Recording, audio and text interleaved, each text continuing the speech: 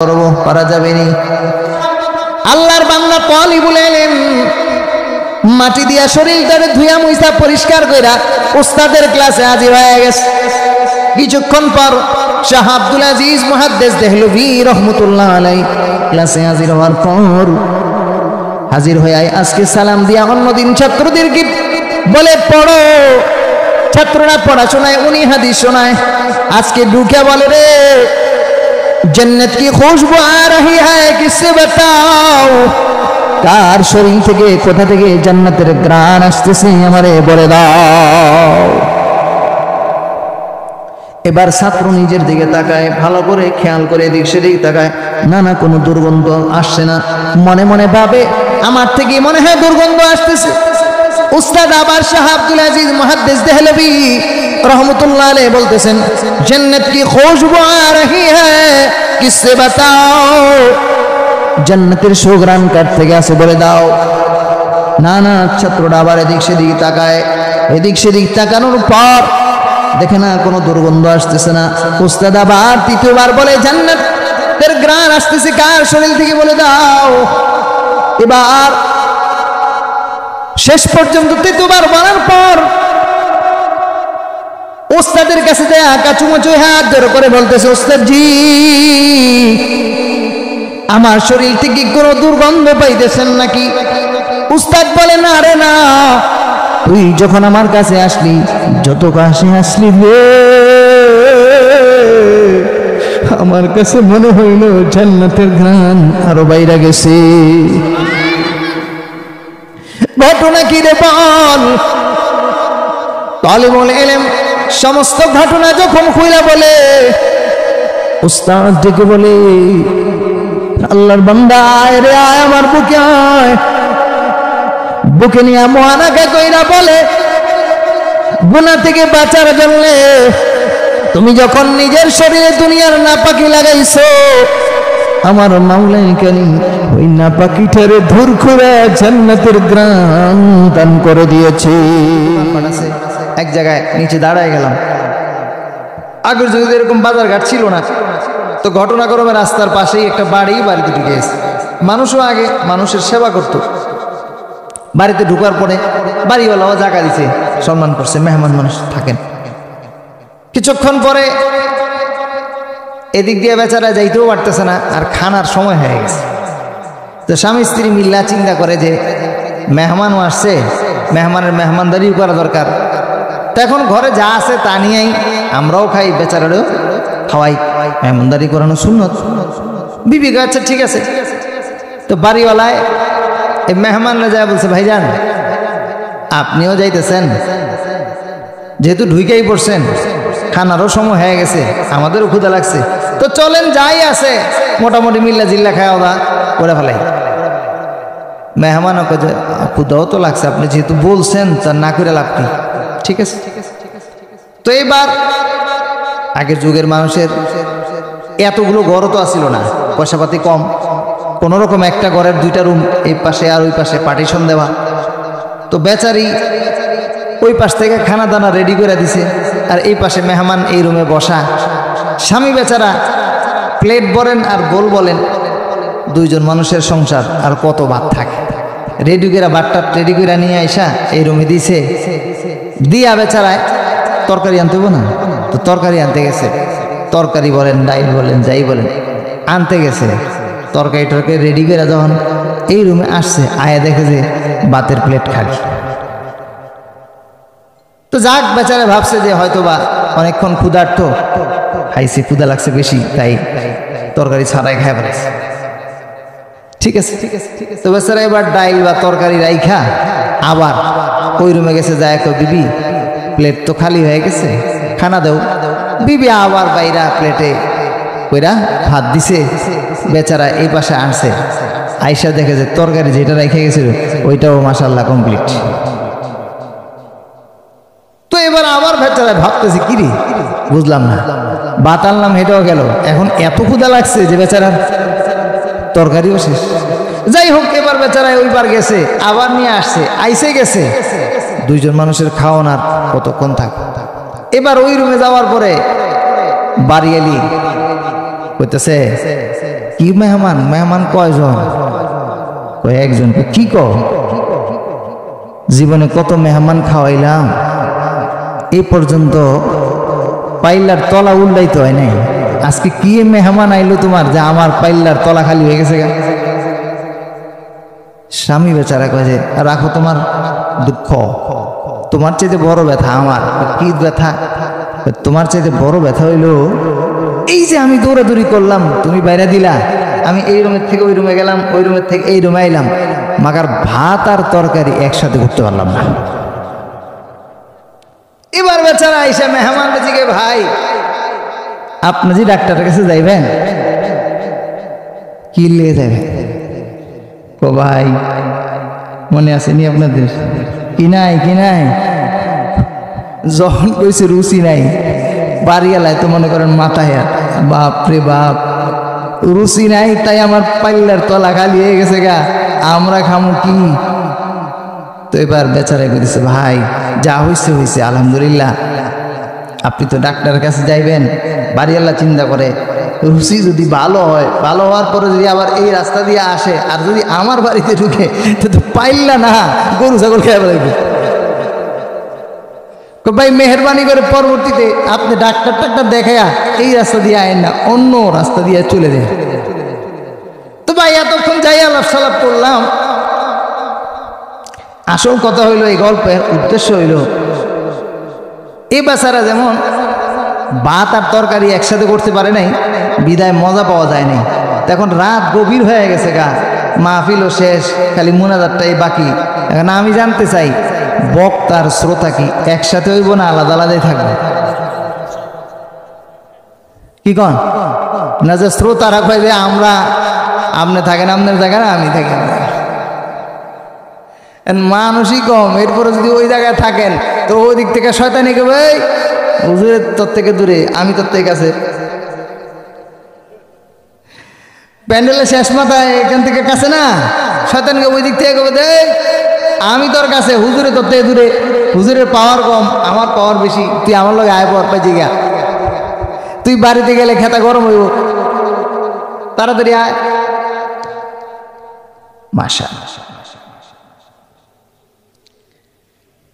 আল্লাহু আকবার বলেন, আল্লাহু আকবার, সুবহানাল্লাহ ওয়ালহামদুলিল্লাহ ওয়ালা ইলাহা ইল্লাল্লাহ আল্লাহু আকবার ওয়ালিল্লাহিল হামদ।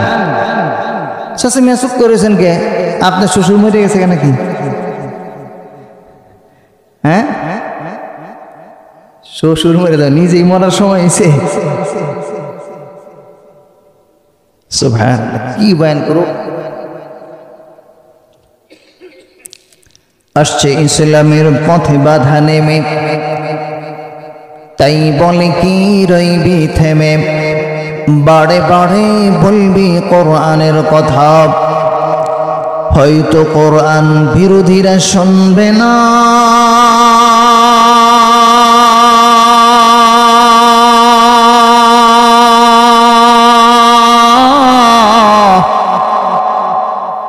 তাই বলে তো নাস্তিক মুরতাদের ভয়ে চুপ করে বসে থাকলে চলবে না। কথা বলেন ঠিক না বেঠিক? আমি কিন্তু আগেই কইছি, বক্তা আর শ্রোতা যখন দেখবো যে মিল হইতেছে না, আমিও নাই, আমিও কমু। আমার একটা অভ্যাস হইল, কিছু কিছু ওলামা একরাম আছে বলার পরে উনি 10-20 মিনিট ওয়াজ করে, আর আমার একটা স্বভাব হইল এই বলার সাথে সাথেই,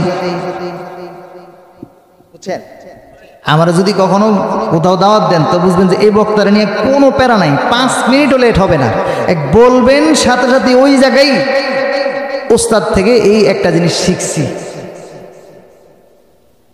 হ্যাঁ, মালিকগঞ্জের শেখুল হাদিস সাহেব থেকে এই আদবটা শিখছি, জাফর আহমদ সাহেব থেকে শরহে বেগায়া পড়েছিলাম। হুজুর ক্লাসের ঘন্টার টাইম দেওয়ার সাথে সাথেই ওয়াখির দাওয়ান। আবার দেখতাম যে হুজুর জাফর আহমদ সাহেব ঘন্টা দিছেন, ঠিক টাইমে উনি ক্লাসের সামনে দাঁড়ায় আছেন। হুজুর যেদিন বিয়ে করছে, আমরা তো তখন ছাত্র, ছোট, বিয়ার দিন বেচারার বাড়ি কুমিল্লা, বহুত আগের কথা শুনাইতেছি, 2002 সালে শরহে বেগা। কত বছর হয়েছে? 22 বছর। এই 22 বছর আগে তখন যাতায়াত গাড়ি ব্যবস্থা তো ভালো ছিল না, কুমিল্লা যাতে। ওই দিনও বেচারায় বিয়ের দিনও পরের দিন সকালবেলা এসে ক্লাস করাইছে। কেমন উস্তাদ চিন্তা করছেন, ক্লাস কামাই দেয় না। এই জন্য ওনাদেরকে আল্লাহ বড় বানাইছে, এই জন্য ওনারা এখন আকাবের হয়ে গেছে। তো গজলটা আমি আবার গাইতেছি। আসছে ইসলামের পথে বাধা নেমে, তাই বলি কি রইবি থেমে, বারে বারে বলবি কোরআনের কথা, হয়তো কোরআন বিরোধীরা শুনবে না।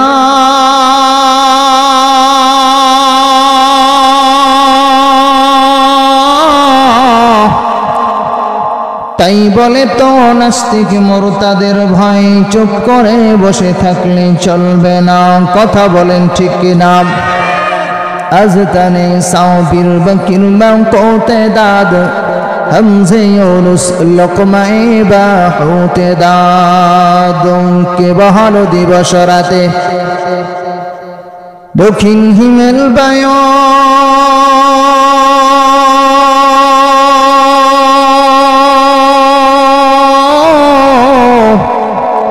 কোথা থেকে পেলি রে তুই মানুষ তোর জীবনের আয়। আবার কিছু মানুষ সমাজের বিচার আচার করার কারণে জাহান্নামী হবে। কথা কার? কিছু মানুষ, এই তো কথা তো এখানে, কিছু মানুষ নেতামি কোড়া, এমপিগিরি কোড়া জান্নাতি হবে, কিছু মানুষ চেয়ারম্যানগিরি কইরা জান্নাতি হবে, কিছু মানুষ মেম্বারি কইরা জান্নাতি হবে, আবার কিছু মানুষ মেম্বারি করে জাহান্নামী হবে, কিছু মানুষ মেম্বারি করে জাহান্নামী হবে, কিছু চেয়ারম্যানই করার কারণে জাহান্নামী হবে, কিছু এমপিগিরি করার কারণে জাহান্নামী হবে। কিছু মানুষ কোরআনের পাশে লেগে থাকার কারণে, রসুলের বাড়ির পাশেই আবু জাহেলেরও বাড়ি, আবু বকরেরও বাড়ি, কিন্তু একজনের রসুলের বিরোধিতা করার কারণে, নবীকে কষ্ট দেওয়ার কারণে, কোরআনকে নিশ্চিহ্ন করার প্ল্যান করার কারণে, চেষ্টা করার কারণে একজনের বাড়িতে হয়ে গেছে টয়লেট। নাম কি তার?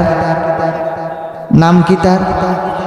এ যুগেও আমরা দেখতে পাচ্ছি একটা দল বা গোষ্ঠী ছিল যারা কোরআনকে স্তব্ধ করার চেষ্টা করেছিল, ওলামায়ে কেরামকে জবানকে বন্ধ করার চেষ্টা করেছিল, ওলামায়ে কেরামকে দুনিয়া থেকে নিশ্চিহ্ন করার নানান ধরনের স্টিম রোলার, জেল জুলুম নির্যাতন করেছিল।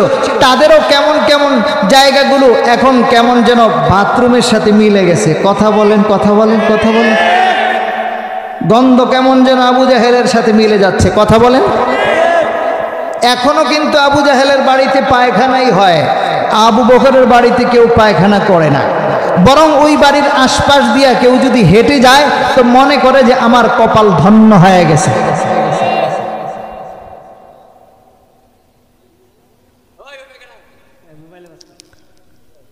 সুবহানাল্লাহি বিহামদিহি সুবহানাল্লাহিল আযীম। এই জন্য উলামায়ে কিরামকে সম্মান যারা করবে এদের ইজ্জত বাড়ায়া দিবেন কে? আবু বকর নবীকে সম্মান করেছিলেন, এই জন্য দামি হয়েছেন, অপমানিত। দুনিয়ায় কিয়ামত পর্যন্ত মানুষ আবু বকরের নামে নাম রাখে, কিন্তু আবু জাহেল নবীর বিরোধিতা করার কারণে, কোরআনের বিরোধিতা করার কারণে মানুষ অমুসলিম হয় ঠিক, কিন্তু আবু জাহেল নামে নামকরণ কেউ। মুসা আলাইহিস সালামের নাম আপনারা শুনেছেন, ঘটনাও আপনারা জানেন।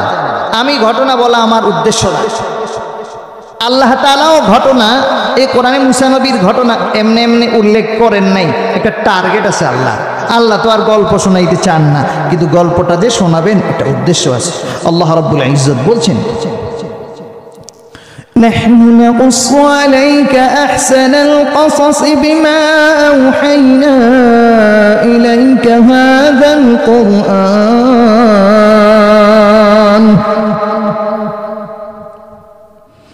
وإن كنت من قبله لمن الغافلين।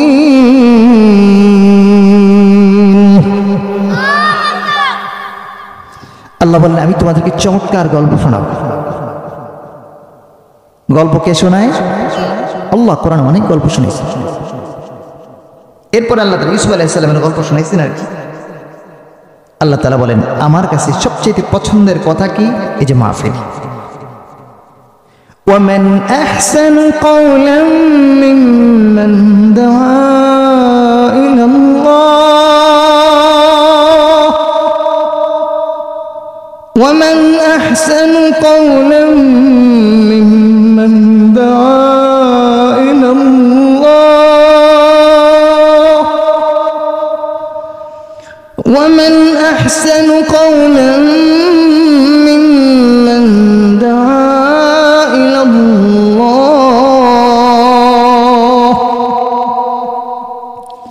আল্লাহ বলেন আমার কাছে সবচেয়ে পছন্দের কথা হলো যে আমার দিকে ডাকে। রব বলেন আমার কাছে সবচেয়ে পছন্দের কথা এই মাহফিল যারা আয়োজন করছে, রব বলেন এটা আমার পছন্দের একটা কাজ করেছে। যে বেচারা মাদ্রাসার জায়গা প্রথমে দিয়েছে, রব বলেন আমার পছন্দের একটা কাজ করার উদ্যোগ নিয়েছে। রব বলেন যে মাদ্রাসার টিন দিয়েছে, রব বলেন ও আমি রবের দিকে ডাকার আমার পছন্দের কাজ করার জন্য প্রথমে টিন দিল।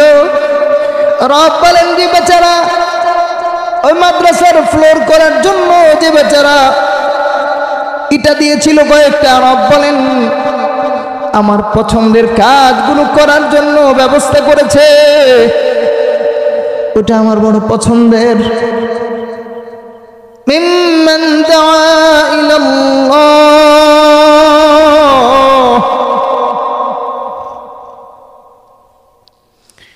আল্লাহ বলেন তাআওয়ানু আলাল বিররি ওয়াত তাকওয়া ওয়া লা তাআওয়ানু আলাল ইসমি ওয়াল উদওয়ান।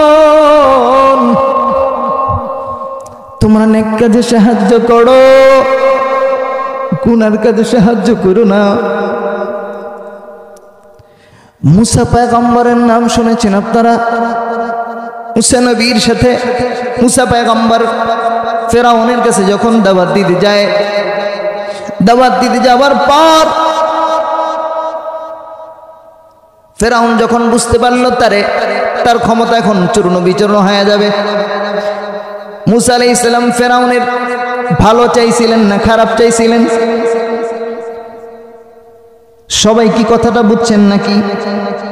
এই বেচারা রুমাল মাথায় দিছে, ওই জন্য ডাক দেন ডাক দেন ডাক দেন, ঘুমাই গেছে, এই ঘুমাই গেলে চলে তাকে। আর ঘুমাইছে কি? ঘুমাইলে একসাথে ঘুমাবো। কম্বল একটা নিয়ে আসেন হুজুর, আমিও ঘুমাই। শুনতেছেন আমার কথা? মনোযোগ নষ্ট হয়ে গেলে ভালো থাকে না। রাত গভীর হয়েছে তো কিছু দিল থেকে কথা দিলের সাথে দিলে হলে এটা যায়। জিবরাইল আলাইহিস সালাম আয়েশা নবীজিকে বলছিলেন ইকরা, আপনি পড়েন। জিবরাইল পড়তে পারেন না, বলার পরে রাসূল বলেন মা আনা বিকারিন, জিবরাইল ভাই আমি পড়তে পারি না রে জিবরাইল। একবার দুইবার বলার পর জিবরাইল আলাইহিস সালাম যখন নবীজির বুকে ধরে একটা চাপ লাগাই দিয়েছেন, চাপ লাগানোর পর যখন জিবরাইল বললেন রাসূল আপনি পড়েন, এ মুহাম্মদ আপনি পড়েন, রাসূল এবার পড়া শুরু করছেন। বুঝা গেল ইলম চোখে চোখে না দিলে দিলে দিলে দিলে। এ দোস্ত বয়ান শুনবা, চোখে চোখে চোখ রাইখা শুনবা, দিলের কান লাগায় শুনবা, হেদায়েত হয়ে যাবে। বহু মানুষ মাহফিল শুনতে আসবে কিন্তু হেদায়েত হয় না রে দোস্ত। 10 বছর ধরে মাহফিল শুনে গালে দাঁড়িয়ে আসে না রে, 20 বছর ধরে মাহফিল শুনে কিন্তু এখনো নামাজি হতে পারে না। কারণটা হলো দিল দিয়ে তো একদিনও বয়ান শুনে নাই। মসজিদের জুমার বয়ান শুনতে জানি আপনারা? দোস্ত জুমার বয়ান শুনে বহু মসজিদ কমিটি, কিন্তু কমিটির সভাপতির চেহারা এখনো দাঁড়িয়ে আসে নাই। কেন? ইমাম সাহেবের বয়ান হেদায়েতের জন্য শুনে না। যেই সভাপতি, যেই সেক্রেটারি, যে কেশিয়ার কমিটির লোক হেদায়েতের নিয়তে ইমাম সাহেবের বয়ান শুনবে গো, রবরে হেদায়েতের মালা গলায় পরা জান্নাতের টিকিট ধরায় দিবে। মুসা পয়গম্বর ফেরাউনের সাথে যখন তর্কাতর্কি হয়ে যায়, ফেরাউন যখন বুঝতে পারে ওর ভালো চাইলে ও বুঝে না না আমার ক্ষমতা দরকার, সুতরাং মুসাকে শায়েস্তা করা দরকার।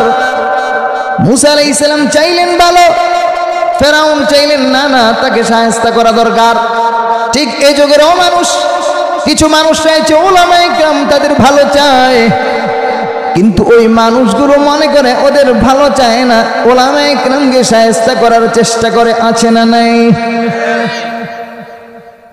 কোরআনে কারিমে আল্লাহ রাব্বুল আলামিন কিয়ামত পর্যন্ত যত মানুষ আসবে, যত মানুষের যত বিধান প্রয়োজন, রব্বুল আলামিন সকল বিধানগুলো কোরআনে কারিমে দিয়ে দিয়েছেন। এমনকি আমার আল্লাহ কোরআনে কারিমের মধ্যে রাজনীতির কথাও বলে দিয়েছেন। রব্বে কারিম সূরাতুন নাহল যদি বলে, কেউ যদি বলে রাজনীতির সাথে কোরআনের সাথে কোনো সম্পর্ক নাই, আমি বলবো আপনি কোরআন এখনো পড়েনি নাই, আপনি তো পেশাব কইরাই পানি নেন না। কোরআনে রাজনীতি আছে না নাই আপনি কোত্থেকে বুঝবেন? কথা বলেন ঠিক না ঠিক? রব বলেছেন সূরাতুন নাহল 90 নম্বর আয়াতে আল্লাহ রাব্বুল আলামিন বলেন, ইন্নাল্লাহা ইয়া'মুরু বিল আদলি ওয়াল ইহসান, ইন্নাল্লাহা ইয়া'মুরু বিল আদলি ওয়াল ইহসান ওয়া ইতা'i যিল কুরবা ওয়া ইয়ানহা আনিল ফাহশা। জুমার দিন ইমাম সাহেব এই আয়াত পড়ে কি পড়ে না? আপনারা তো বাংলাটা খেয়াল করেন নাই, ওখানে আল্লাহ বলেছেন ইয়া'মুরু বিল আদল। আল্লাহ বলেন আমি হুকুম করলাম হে রাসূল আপনি ন্যায়পরায়ণতার আদেশ দেন। এবার বলেন তো, আমি যদি এখানে বসে ওয়াজ করি, এদেশের চুরি বন্ধ হবে, এদেশের চাঁদাবাজি বন্ধ হবে, এদেশের জিনা ব্যভিচার বন্ধ হবে, কিন্তু সংসদ থেকে যদি পাশ হয়, আগামীকাল থেকে যদি পুলিশ আইন জারি করে দেয় যে আগামীকাল থেকে ফজরের নামাজে যারা যারা মসজিদে হাজির হবে না, ঘর থেকে পরের দিন সকালবেলা গ্রেফতার করা হবে, এলাকায় বেনামাজি খুঁজে পাওয়া যাবে নাকি? কেন পাওয়া যাবে না? তাহলে বোঝা গেল এমপি হওয়ার জন্য কথা আছে না নাই? এমপি হওয়ার জন্য রাজনীতির দরকার আছে না নাই? বোঝা গেল কোরআনে রাজনীতি আছে না নাই? রব্বে কারীম সূরাতুল হজ 17 নম্বর পারা 16 নম্বর পৃষ্ঠা 90-41 নম্বর আয়াতে আল্লাহ রাব্বুল আলামিন বলছেন, الذين إن مكناهم في الأرض أقاموا الصلاة وآتوا الزكاة وأمروا بالمعروف ونهوا عن المنكر। আল্লাহ বলেন আল্লাযীনা ইম্মাক্কান্নাহুম ফিল আরদ, যদি আমি রব তাদেরকে ক্ষমতার মসনদ দান করি, আকামুস সালাহ, যখনই আমি তাদেরকে ক্ষমতা দান করব, রব বলেন তখনই এরা নামাজ প্রতিষ্ঠার কাজে ব্যস্ত হয়ে যাবে। সুতরাং বোঝা গেল কোরআনে রাজনীতি আছে, চুরি করার কোনো নীতি নাই। কথা বলেন আরো জোরে বলতে হবে, কথা বলেন ঠিক না ঠিক? কোরআনে কারিমে রাজনীতি আছে, চাঁদাবাজির কোনো নীতি নাই। কোরআনে কারিমে রাজনীতি আছে, দুর্নীতি করার, পাচার করার কোনো নীতি কোরআনে নাই। যারা বলবে কোরআনে রাজনীতি নাই, অপেক্ষা করো, তোমাদের পালা আবু জাহেলের বাড়ির মতো অবস্থা হয়ে যাবে।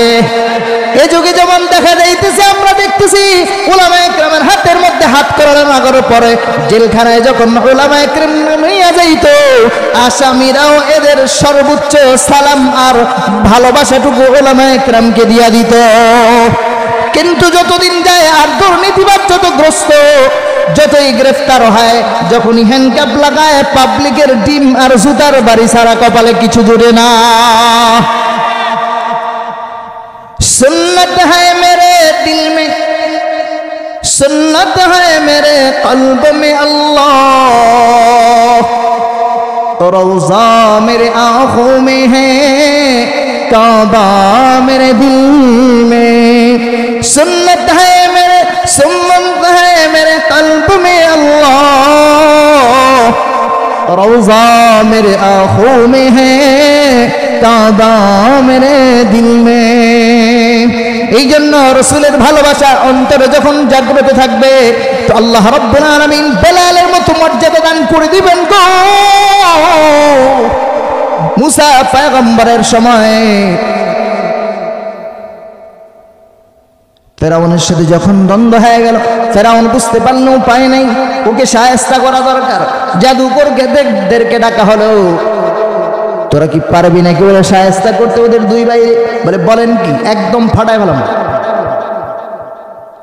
তাই বলে তাহলে আমরা পাবোটা কি? আল্লাহ বলছেন ওয়া ইন্নাকুম ইযাল লামিনাল মুকাররাবিন।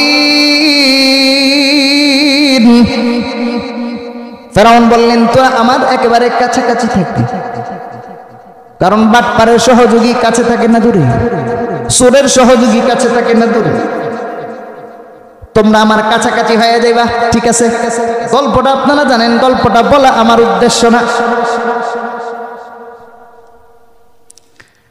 লোকজন জমা হয়ে গেল, জাদুকররা জমা হয়ে গেল, উনিও জমা হয়ে গেলেন। মুসা পয়গম্বর যখন উপস্থিত হয়ে গেলেন, জাদুকররা এদের রশিগুলো ফালাইয়া দিল, লাঠিগুলো ফালাইয়া দিল।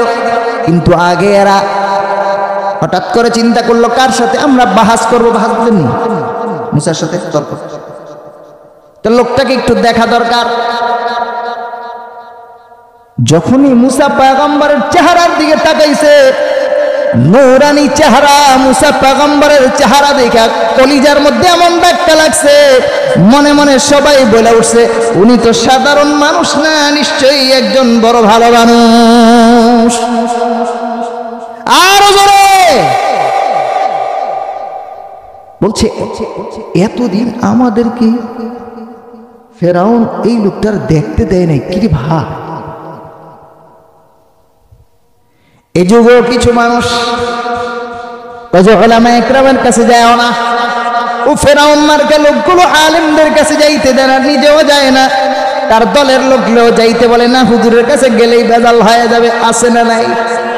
ও তো ফেরাউন মার্কা লোক। জাদুকররা বলে হারে এত নুরানি চেহারার লোক, সাধারণ লোক না। মুসা পয়গম্বর তো সরাসরি আল্লাহর সাথে কথা বলেছেন, চেহারায় কি পরিমাণ নূর হতে পারে? চিন্তা করলেন, ভিতরে জ্বালাপালা শুরু হয়ে গেছে। না না, উনি তো সাধারণ লোক হতে পারে না। ঠিক আছে, কথাবার্তার এক পর্যায়ে জাদুকররা যখন দেখলো জাদু ফালাইবে, রেডি করবে, তখন জাদুকররা পরামর্শ করলো এক কাজ করি, উনি তো সাধারণ মানুষ না, ওনার চেহারায় বলে উনি অনেক উন্নত মানুষ হবেন, ওনাকে একটু সম্মান করা দরকার।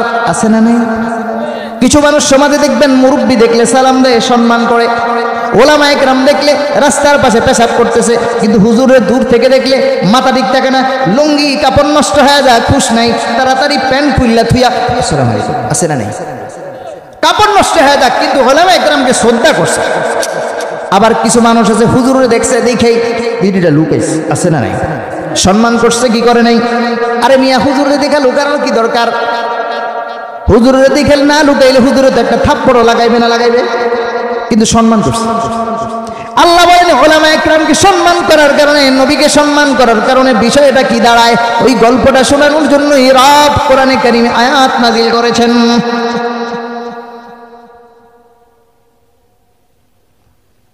এবার এরা বলল ওনাকে একটু সম্মান করানো দরকার। সমাজেও কিছু মানুষ দুই ধরনের, আলেম দেখলে সম্মান করে, মুরব্বী দেখলে সম্মান করে। আরেক লোক মুরব্বী দেখলে কয় হ্যাঁ মুরব্বী সেদিকে কি হয়েছে? আছে না নাই? হুজুরের সেদিকে কি হয়েছে? হ্যাঁ হুজুর এত বেশি কথা বলবো কে? আছে না নাই? দুই ধরনের লোক, একটা হইল ফেরাউন মার্কা, আর একটা হইল হেদায়েতওয়ালা মার্কা, আবু বকরের উত্তরসূরি। জাদুকররা এবার বলল, মুসা আলাইহিস সালামকে বলতেছেন ঠিক আছে জাদু তো আমরাও করব, আপনিও করবেন, তবে আপনি মতামত দেন কে আগে করবে। বলে না, আপনি মুরব্বী মানুষ, আপনি কোন, আপনি যেমনি করবেন অমনি হবে। মুসা আলাইহিস সালামকে সম্মান করলেন। ও নবী মুসা, আপনি বলেন আপনি আগে জাদু করবেন না আমরা আগে জাদু দেখাবো? আল্লাহ বলেন এই সম্মান করার কারণে মুসা আলাইহিস সালাম বললেন তোমরা আগেই দেখাও, কারণ উস্তাদের মায়ের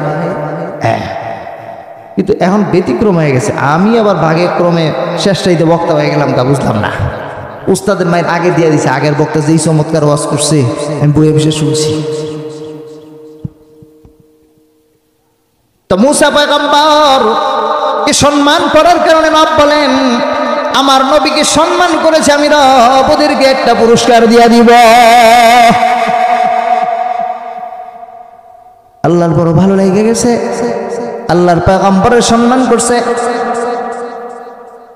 এবার জাদু যেটা করছে ওটা তো আপনারা জানেন, রশি ছেড়ে দিছে, লাঠি ছেড়ে দিছে, অজগর সাপ হইয়া, এদের বিভিন্ন সাপ হইয়া ফানা তুইলা দৌড়ায়। আশপাশে মানুষ যারা ছিল ও মারে দৌড়। এখন সব জাদুর সাপ কোন দিকে যায়? এদিকে তো মাত্র দুই ভাই হারুন এবং মুসা আলাইহিস সালাম, ওনাদের দিকে যায়। ওনারা তো মানুষ, নবী হয়েছে দিকে কি হয়েছে? যেমন আমরাও তো হুজুর দিকে গিয়েছি, আমরা পুরুষ না না হিজলা। কিছু কিছু এলাকার পাবলিক মনে করে ইমাম সাহেব মানে হিজলা, ওনার ছুটি ছাটা দরকার নেই, বাড়ি ঘরের দরকার নেই, আছে না নাই? কাইস্টা কমিটি ইমাম সাহেবরে ছুটি দিতে চায় না, আছে না নাই? হুজুরের বেতন দরকার নাই। এই দুর্ঘটনা বিভিন্ন এলাকায় আমরা শুনি। কেন ঘটায় জানেননি? এক এলাকায় শুনছি যে ইমাম সাহেব নাকি সেক্রেটারির বল লইয়া, বাকিটা তো বুঝছেন। তা আমার কাছে খবর আসছে, আমি পরে বললাম যে সমস্যা কি, বেতন কত? কয় মাত্র 4000। ঠিকই তো আছে। কদিন পরে দোয়া করুন না, দোয়া না করলেও সভাপতিটাও সাবধান থাকতে কইও, নাহলে বেতন বাড়াইতে কইও। ছুটিও দিবা না, এদিক দিয়া ফ্ল্যাটও বাসাও দিবা না, তো ঘটনা ঘটবেই। কথা বলেন ঠিক না ঠিক? ইমাম সাহেবদের ছুটি নিয়মিত দেওয়া দরকার আছে না নাই? বেতন বাড়ানো দরকার আছে না নাই? ওনাদের পেটে ক্ষুধা থাকলে আপনাকে জান্নাতে নেবার চিন্তা করার উনি তো সময়ই পায়, বুঝেন নাই? উনি ওনার বাসার থেকে এই ভাই কেন কেন করে, কেন ক্লিয়ার কর, একদম ক্লিয়ার, কেন কেন দরকার নেই, সাউন্ড কম, এগুলো ক্লিয়ার করতে হবে। কেন কেন আচ্ছা কি বলতেছিলাম? ছুটি দিতে হবে, ঠিক আছে ভাই? মসজিদের কমিটি, এখন তো মসজিদ নেই, আবার মাদ্রাসা আছে। ও আপনার আশপাশে যারা আছেন এখানে ছুটি দিবেন তো একটু বাড়ায় দিয়েন, ঠিক আছে ইনশাআল্লাহ? হ্যাঁ, আবার বেতন পারলে একটু বাড়ায় দিয়েন। বেতন যদি না দিতে পারেন বাড়াইতে অন্তত খানাটা বেশি দিয়েন, যেন ওনার ফ্যামিলি নিয়ে থাকলে ফ্যামিলিতেও খানাটা জরুরত পুরা হয়ে যায়। তো ওনার যখন পেটের জরুরত পুরা হয়ে যাব, তো আপনি বেনামাজি থাকলেও আপনাকে নামাজি বানানোর চিন্তা করবে। আপনি নামাজি কিন্তু আপনার সূরা ফাতিহা ঠিক করার চিন্তা উনি মাথায় ঘুরবে, আপনার লগে চা খাইতে খাইতে আপনার সূরা ফাতিহা শিখাইবে। আর যদি ওনার পেটে ক্ষুধা থাকে, বাচ্চার স্যান্ডেল ছিঁড়া, টাইম নেই, উনি কব আমার টিউশনি 2000 লাগবো। কথা কন উচিত কথা কইলাম? আর দাওয়াত দিতেন না, দরকার নেই আপনাকে দাওয়াতের। যা একবার পাইছি কয়ে দিয়ে গেলাম। তো কি কথা বলতেছিলাম? মুসা আলাইহিস সালাম, মনে আছে তো? আল্লাহ তাআলা কমাবো না কি তুমি বুঝো? জি জি জি জি, ডাবল যেটা আসতেছে ওটা কোনো দরকার নেই। হ্যাঁ, ও করো কর্ম তো তুমি তোমার মতো করে করো। হ্যাঁ, তো মুসা পয়গম্বরকে সম্মান করার কারণে আল্লাহর এটা বড় পছন্দ হয়েছে। আল্লাহ তাআলা বলে দাঁড়া, তোদেরকে ট্যাক্স দিতে হবে। তো সাপ যখন ঘোরাঘুরি করে মুসা আলাইহিস সালামের দিকে আসে, মুসা আলাইহিস সালামও একটু ভয় পেয়ে গেছে, মানসিক ভয়। হুজুর এই ওয়াজ নতুন শুনাইলেন? আমি নতুন শোনাই নেই, আপনি কোরআন এখনো পড়তে পারেন নাই। আল্লাহ বলছেন আমি শুনাইছি। فأوجس في نفسه خيفة موسى, এই আয়াতের অর্থ হইল ফি নাফসিহি, নিজে নিজে মুসা আলাইহিস সালাম কিছুটা ভয় পাইলেন। ভয় পেয়ে একটু পিছন দিকে, ভয় পাইলে সাপ সামনে মিয়া ববিতেন না, পিছন দিকে যখন যায় আল্লাহ ডাক দিছে। পোলা পেনে রাত্রেবেলা ভয় পাইনি বাইরে যাইতে, পিছন থেকে আপনি যখন ওই ভয় পাচ্ছি, আমি আছি তো আব্বু, আব্বু তুমি আছো, হ্যাঁ কি হয়ে যায় সাহস।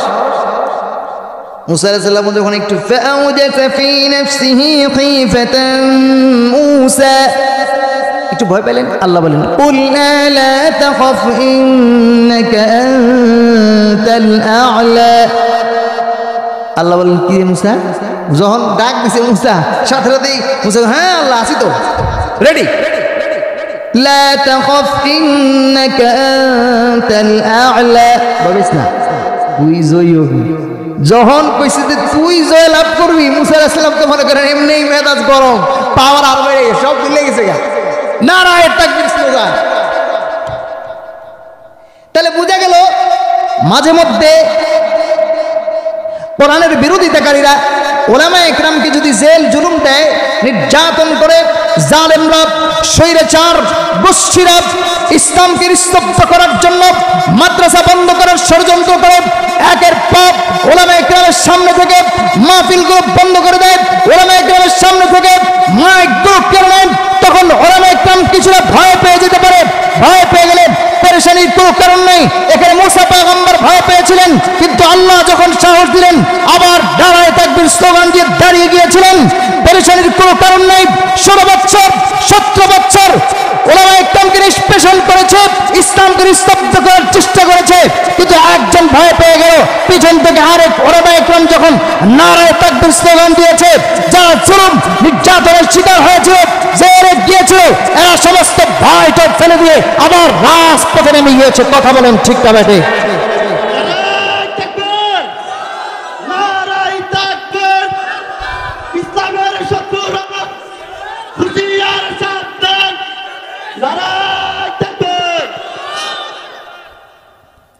মুসা আলাইহিস সালামকে আল্লাহ কি করুন?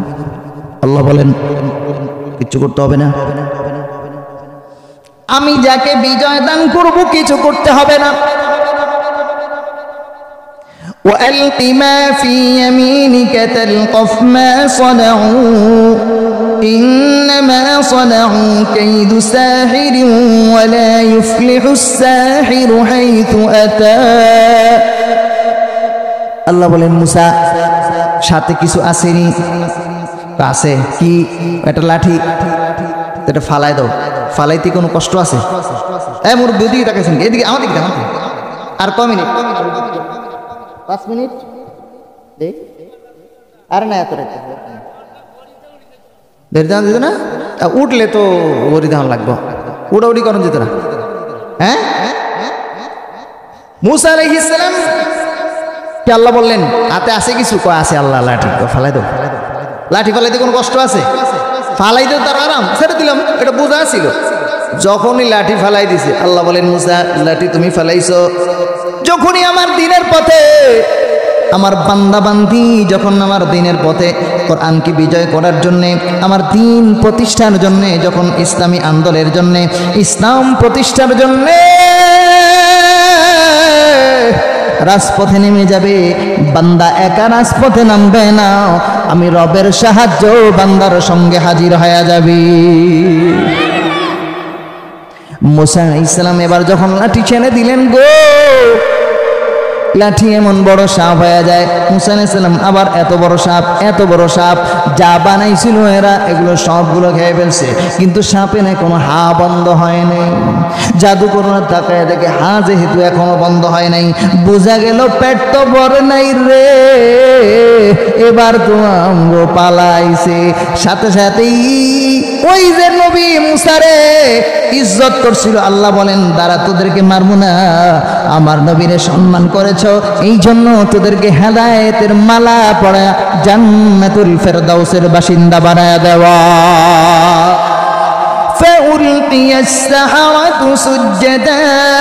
সাথে সাথে এরা বলল যেহেতু এতদিনের সাধনা, আমাদের জাদুবিদ্যা যা কিছু করলাম, সারা জীবনের সাধনা দিলাম, ফেরাউন খোদার কাছাকাছি হয়ে যাব, কিন্তু মূসার একমাত্র একটা লাঠি, ছোট্ট একটা লাঠি দিয়ে আমাদের সারা জীবনের সাধনা শেষ করে দিল। বোঝা গেল রে আমগো খোদার চাইতে তো মূসার লাঠির পাওয়ার অনেক বেশি। সুতরাং যার পাওয়ার বেশি তার পিছনে থাকা দরকার। বোঝা গেল মূসার লাঠির পাওয়ার যেহেতু এত বেশি রে, মুসার পয়গম্বরের আল্লাহর পাওয়ার অনেক বেশি। সুতরাং সেজদা তো এখন থেকে আর ফেরাউনকে দেওয়া যাবে না। কারে দেওয়া দরকার? সেজদা দিবে ওরে আমার আল্লাহ বলেন ফাউলকিয়াস সাহারাতু সুজদা, আমি ওদের ঘাড় ধরে জাদুকর গুলার সবার ঘাড় ধরা আমি আমার কুদরতি পায়ে সেজদা লাগায়া দিলাম। মুসা আলাইহিস সালামকে একটু সম্মান করার কারণে আল্লাহ এদেরকে সিজদাওয়ালা বানায়া ইমানদার বানায়া দিলেন। বুঝা গেল উলামায়ে একরাম তো এখন আছেন, নবীরা এখন নাই। এখন যারা উলামায়ে একরামকে সম্মান করবে, উলামায়ে একরামের কথা শুনবে, আল্লাহ ওয়ালাদের কাছে যাবে, সালাম কালাম করবে, ওনাদের চেহারার দিকে তাকায় থাকবে, ওনাদেরকে সম্মান শ্রদ্ধা করবে, ওনাদের কথাগুলো মেনে চলার চেষ্টা করবে, আল্লাহ তাআলাও এই যুগের মানুষদেরকে হেদায়েতের মালা পরায় দিয়া জান্নাতুল ফেরদাউসের বাসিন্দা বানায় দিবে। মুসা আলাইহিস সালামের চেহারার কথা কম না, আসলে কথা মনে পড়ে যেতেছে, কমুনি আসতেছে কেমনে কেমনে। হিন্দুস্তানে মানে ইন্ডিয়াতে অনেক আগে এক বুজুর্গ আল্লাহ বালা, উনি এক জায়গা দিয়ে যাইতেছে, তো আল্লাহর সাথে সম্পর্ক বেশি হইলে দেখবেন যে চেহারা একটা নূর নূর ভাব আসে। তা হিন্দু বেচারা ওনার চেহারার দিকে তাকায়া কিছুক্ষণ পরে হুজুর মুজি কালিমা পড়া দো, আমারে কালিমা পড়াই দিন। হুজুর আর দেরি নেই, কালিমা পড়াই দিছে, বেচারা কালিমা পড়া মুসলমান হয়ে গেছে। হিন্দুস্তানে এই বিগত কিছুদিন আগে বাংলাদেশে মুসলমান হইলে সার্টিফিকেট মার্টিফিকেট লাগতো কি লাগতো না? যেই হুজুরে মুসলমান বানাইছে সার্টিফিকেট ছাড়া হুজুরের নাই মামলা হইতো, আছে না নাই? বুঝলে গেছেন? আমি বলি নাই, আমরা ভুলতে পারি না। তো এটা হিন্দুস্তান মামলা হবে না, হুজুরের নাই মামলা। আর হুজুরকে ধরতে আইলে, আচ্ছা আমার যদি ধরতে আসে, আমি কি দৌড় দেওয়ার জায়গা আছে? জীবনে কোনোদিন দৌড় দিছি তো বুঝি দৌড় কেমনি দিতে হয়। এই যে খালেদ সাইফুল্লাহ আইবি সাহেবকে ধরতে আসলো, 20টা গাড়ি পাঠাইছে। এই বেচারা কিন্তু অসুস্থ মানুষ, ল্যাংড়া মানুষ, জানেননি? খালিদ সাইফুল্লাহ আইবি, আল্লামা খালিদ সাইফুল্লাহ আইবি সাভারের বড় বক্তা, যে চিনেন না? অসুস্থ মানুষ কিন্তু দৌড়াইতে পারে না। এরে 20টা গাড়ি পাঠানোর দরকার আছে? বুঝাইলো কি? বড় সন্ত্রাস। মানুষের কাছে নিকৃষ্ট করার জন্য, আলেমদেরকে হায় প্রতিপন্ন করার জন্য বিগত সরকার ফেসিস্ট স্বৈরাচার এইরকম চেষ্টা করেছে। তো যে কথা বলতেছিলাম, তো এই ওলামায়ে কেরামকে, এই আল্লাহর ওয়ালিকে ওনার নামে মামলা হয়ে গেছে, তো ধরতে আইব কি 1-2 জন বেশি? তো ওনারে ধরতে আসছে, পরে আইব কে ওসি দারোগা ধরে নিয়ে গেছে। তো কোর্টে উঠাইছে, কোর্টে উঠানোর পরে বিচারক বলতেছেন আপনার বিরুদ্ধে শিকায়েত আছে, অভিযোগ আছে। কি অভিযোগ? আপনি এই লোককে, বাংলায় বলতেছি, উর্দু মুর্দু বললে সময় নষ্ট গেল লাভ নাই, হ্যাঁ, আপনি তারে মুসলমান বানাইছেন, কালিমা পড়াইছেন। আল্লাহর নবী বলতেছেন মাইনহি পড়ায়া, আমি পড়াই নাই, এ নিজে নিজেই কালিমা পড়ছে। সুবহানাল্লাহ বললেন না? বিচারক আবার কয় আপনার বিরুদ্ধে অভিযোগ আছে, আপনি তারই কালিমা পড়াইছেন। উনি আবার কয় আমি কালিমা পড়াইনি। আচ্ছা, আমি আপনাদেরকে বলতে পারবো কথার কথা, আপনি যদি না পড়েন এটা হইব? উনি বলতেছেন আরে আমি তো পড়াই নাই, সে নিজে নিজেই পড়ছে। বিচারক তৃতীয়বার আবার কয় না, আপনার বিরুদ্ধে অভিযোগ আছে, আপনি তারে কালিমা পড়ছেন। তো যেই পুলিশ ওনাকে ধরে নিয়ে আসছে 4-5 জন দারোগা, ওসি টসি, উনি প্রত্যেকের দিকে আঙ্গুল দেয় আর ইশারা করে বলে যে উসকো ভি মাইনে পড়ায়া, তারেও কি আমি কালিমা পড়াইছি? যার দিকে আঙ্গুল দিয়ে ইশারা করে সাথে সাথে ওই লোক কালিমা পড়ে মুসলমান হয়ে যায়। এখন একের পর যার দিকে ইশারা করে সেই মুসলমান হয়ে যায়। 4-5 জন যা ছিল সবগুলো মুসলমান হয়ে গেছে। বিচার বুটমিটা দৌড় খাস কামড়ায় গেছে গা, যাই গো উনকু ইহা সে নিকালু, তার এখান থেকে বের করো, নাহলে তাড়াতাড়ি আমারও জাদু করে ফেলাইবো, আমি মুসলমান হয়ে যাব। একজন আল্লাহ ওয়ালা চেহারায় যদি এই পরিমাণ নূর থাকে, আরে আমি আল খোঁজেন তো আমির সাহেব রহমতুল্লাহ আলী থেকে সনদ খুঁজলে ইউসুফ বিন নূরির কাছে চলে যাবে।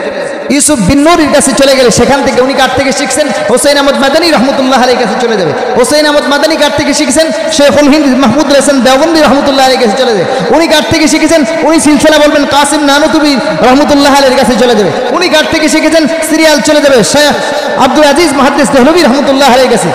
আরে শাহ আব্দুল আজিজ, ওনার নাম যেহেতু চলে আসছে তো একটা কথা বলে দিই।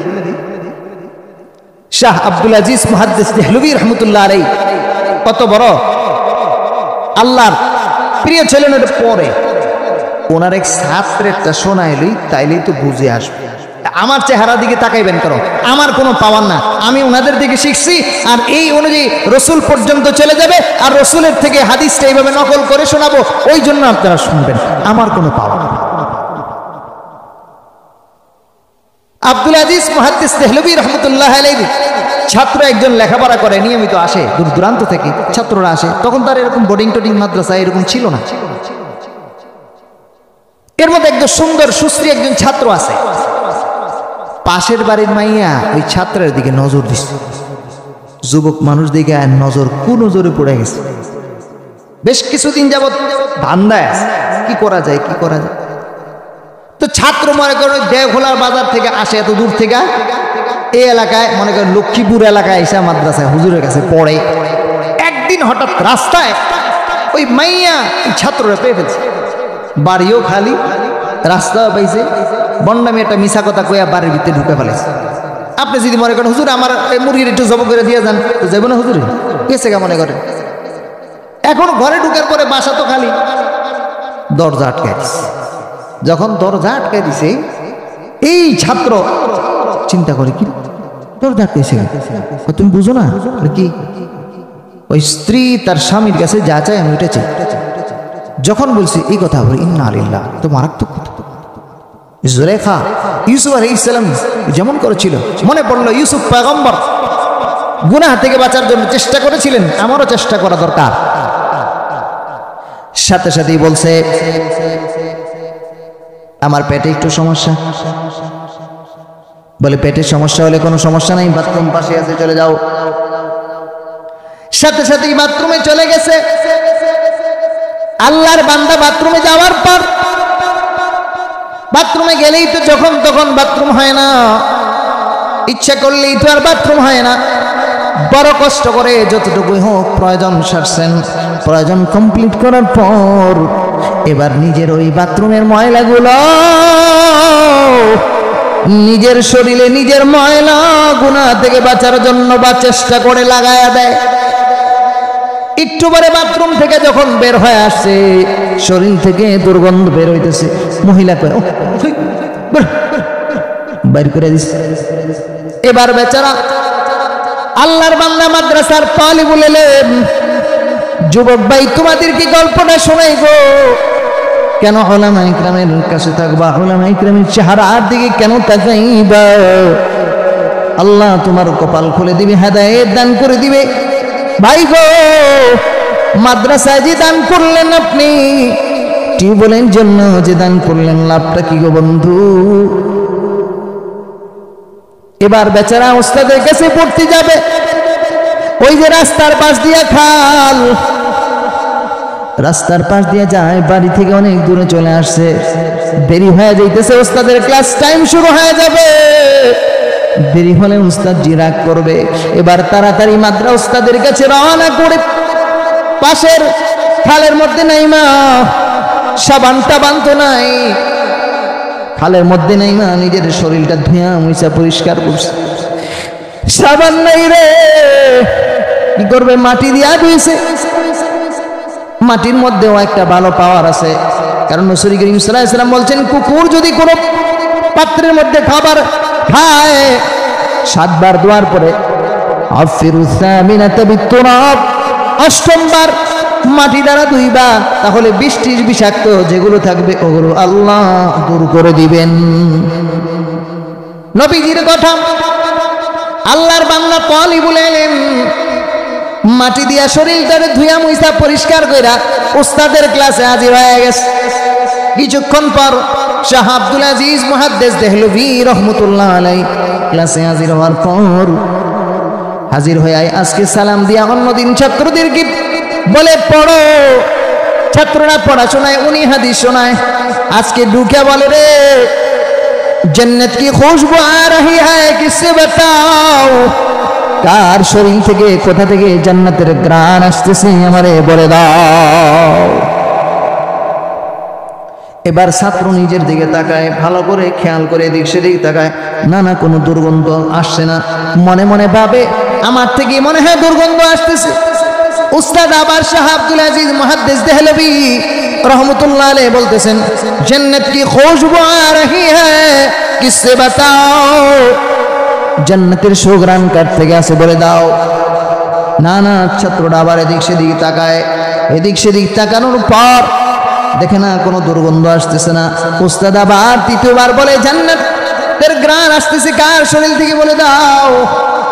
এবার শেষ পর্যন্ত তৃতীয়বার বলার পর উস্তাদের কাছে যায় কাচুমুচু হাত জোর করে বলতেছে উস্তাদ জি আমার শরীর থেকে কোনো দুর্গন্ধ পাইতেছেন নাকি?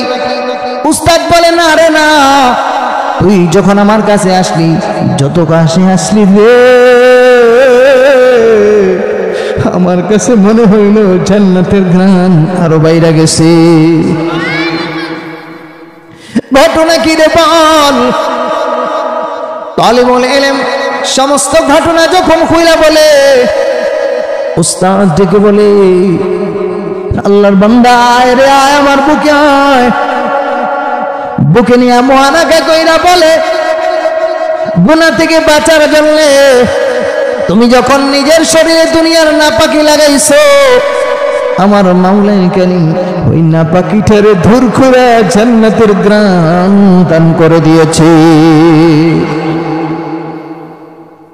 এরকম বলতে থাকলে তো বন্ধু রাতকে রাত চলে যাবে। না রাত আর লম্বা করবো না, রাত গভীর হয়ে গেছে, একটার উপরে বেজে গেছে, সম্ভবত 1:15 বাজছে। না রে না আরো 10টা মিনিট তো লাগবে, 1:12 হয়ে গেছে, 5-7 মিনিট মুনাজাত করতে হবে রে বন্ধু। আবার যদি আল্লাহ কোনোদিন সুযোগ দেয় ওদিন আমি কথাগুলো আর শোনাবো। আর এই ধীরে ধীরে শোনাইতে গেলে নবী পাক পর্যন্ত শোনাইতে গেলে কত সময় লাগবে?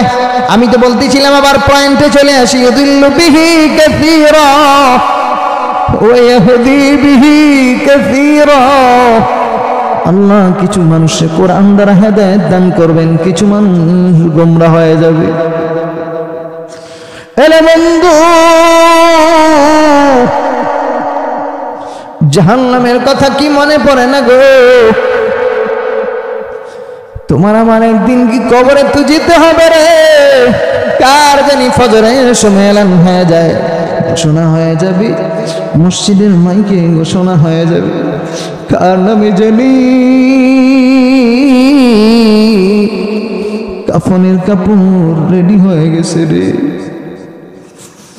কার জন্য যেন ফজরের পরে গরম পানির জন্য রেডি হয়ে যাবে। বন্ধুরে এই জন্য কিছু নেক আমল সদকায়ে জারিয়া যদি করে যাও, তোমার মওত হয়ে যাবে, মৃত্যুর পরেও তোমার আমলনামায় কোরআনে কারীমের তেলাওয়াতের সওয়াব আল্লাহ আমলনামায় দান করে দিবেন। এখন আমি মোনাজাত করে দিব, আর লম্বা করব না, আজকের মতো কথাটা এখানেই রেখে দিলাম। আল্লাহ সুযোগ করে দিলে অন্যদিন দাওয়াত করলে আরো আগে দিবেন, যাতে কিছু কথা শোনাতে পারি। এত রাত দিলে আপনাদের কষ্ট হয়। ফজরের নামাজ যদি শেষ হয়ে যায়, মালিককে কবে একটু সময় দিব বলেন তো? আল্লাহরে সময় বেশি দিছেন না বন্ধু বান্ধবরে বেশি দিছেন? মিলাইছেন কখনো? বন্ধুরে কিন্তু সময় বেশি দেওয়া হয়ে গেছে। আমার রব ডেকে বলে বান্দারে আমি তোর হাত দিলাম, পা দিলাম, তুই আমার কি পরিমাণ সময় দিলি, আমার তো প্রিয় বানাইতে পারস নাই, আমার তো প্রিয় বানাইতে পারলি না, তোর সাথে আমার সাথে কোনো সম্পর্ক নেই।